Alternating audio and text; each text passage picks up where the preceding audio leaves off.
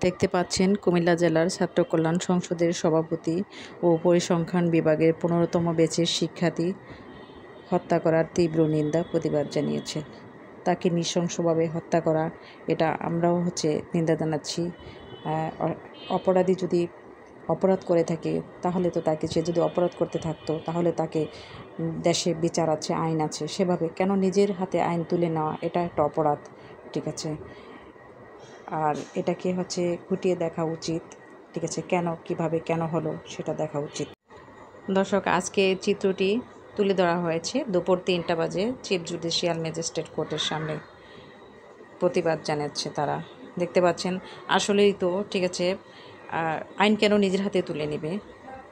বাংলাদেশে তো আছে, ঠিক আছে, আইন আছে। আমাদের ধর্মে মানুষ মারা মহাপাপ, এজন্যই তো তারা স্লোগান দিচ্ছে যে খুনি কেন বাহিরে। এটা আমারও প্রশ্ন। ঠিক আছে, তার অপরাধের শাস্তি তাকে পেতে হবে।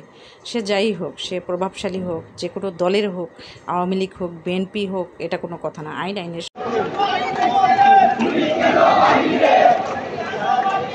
আমার ভাই কবরে